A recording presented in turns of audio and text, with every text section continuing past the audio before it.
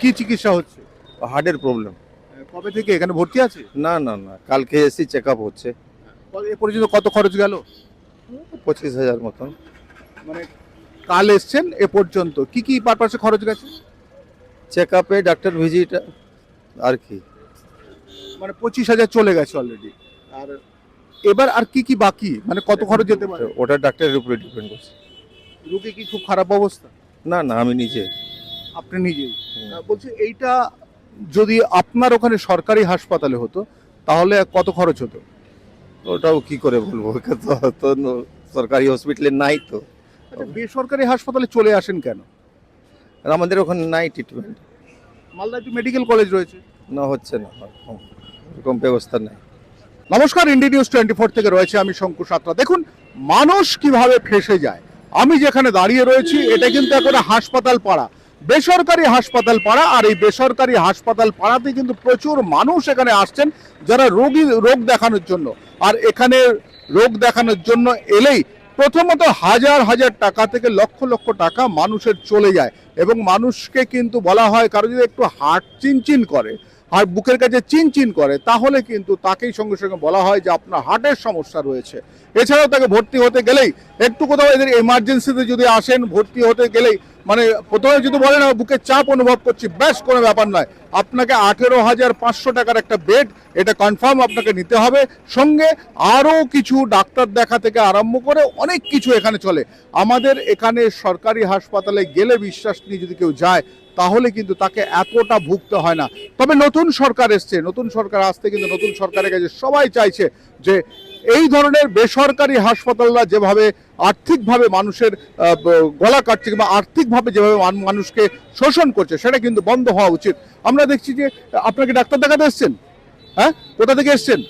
মুর্শিদাবাদ থেকে। কি হয়েছে? আমাদের হার্টের প্রবলেম ছিল দাদার। হার্টে কি হয়েছে?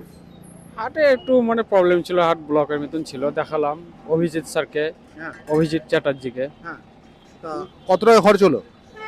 খরচ আমাদেরকে দুটো রিপোর্ট দিয়েছে। হ্যাঁ। হ্যাঁ, একটা এমআরআই দিয়েছে আর একটা ইকো দিয়েছে। আচ্ছা। তো এখনো করছি না আমরা। হ্যাঁ, আমরা বললাম টাইম নিলাম, দুদিন পরে আসবো বললাম। মানে এটা এমআরআই আর যেটা বলেছে সেটা করতে কত খরচ পড়বে? মোটামুটি ওই আমাদেরকে আইডিয়া দেয় 13,000 মতন। 13,000। আপনার ওখানে কেন আপনার ওখানে ডাক্তার নেই? ডাক্তার আছে, এবার বলছে এখানে ভালো, ব্যাঙ্গালোর থেকে আসছে বলে আসছি। মানে আপনাদের এই যে টাকাগুলো খরচা, এত টাকা খরচ করা, এগুলো আপনাদের পক্ষে কতটা মানে সহ্য হয় যে? হ্যাঁ, অবশ্যই আমাদের পক্ষে এই 13,000 মানে অনেক, বহুত। এই চিকিৎসাটা যদি আপনার লোকালে বহরমপুরে করাতেন তাহলে কি হতো? বহরমপুর হাসপাতালে এবার আমাদের হার্টের পেশেন্টের ব্যথা আছে, এবার তো আমাদেরকে এমার্জেন্সি নিয়ে আসতে হবে। এবার সরকারি হাসপাতালে যাব, হয়তো বলবে কি 2 দিন পর আসো, 3 দিন পর আসো, এরকম হবে। কি চাইছেন? সরকারি স্বাস্থ্য ব্যবস্থা আরো ভালো হোক?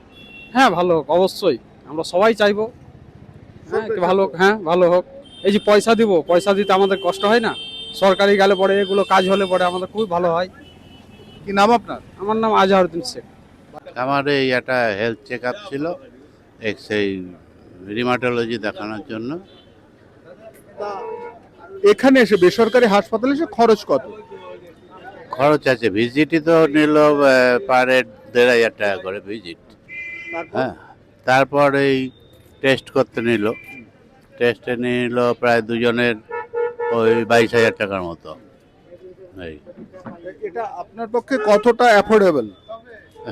এটা তো আমাদের পক্ষে সম্ভব নয়।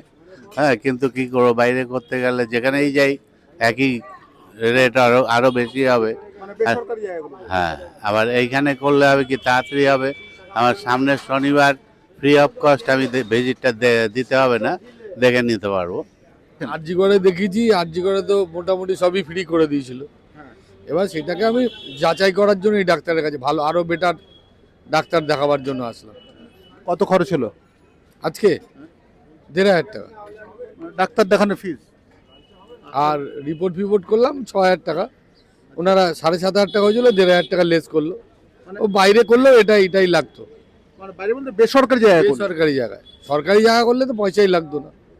কেন সরকারি জায়গায় করছেন না, কি চাইছেন? করেছি, করে তো সেই সমস্যাটা সমাধান হয়নি। 3 মাস ধরে ওষুধ খেলাম, 3 মাস পরে আবার আসলাম বেসরকারি জায়গায়। এখানে ডাক্তার কি বললো? এখানে ডাক্তার দুটো এই টেস্টগুলো আজকে এখন আবার দেখবে 6টা 6:30টার সময়, তারপরে জানতে পারবো। আমরা এখানে দেখি প্রচুর এরকম রোগী রয়েছেন, যারা রোগীর বাড়ির লোকেরা রয়েছেন তারা কিন্তু যথেষ্ট কষ্ট পেয়ে যথেষ্ট খেটে তারা কিন্তু পয়সা রোজগার করে আনে। আর বেসরকারি হাসপাতাল পাড়াতে এলেই আপনার কাছে যতই টাকা আনুন সেই টাকাগুলো কিন্তু মুহূর্তের মধ্যে শেষ হয়ে যাবে। অর্থাৎ যেভাবে বলা চলে গলা কাটা চলে, যেভাবে এই বেসরকারি হাসপাতালগুলোতে এলেই আপনাকে এমনভাবে আস্তে আস্তে ভয় দেখিয়ে খরচা করানো হয়, তাতে কিন্তু আপনার দেখা যাবে যে অতটা খরচা করার কোনো দরকারই ছিল না।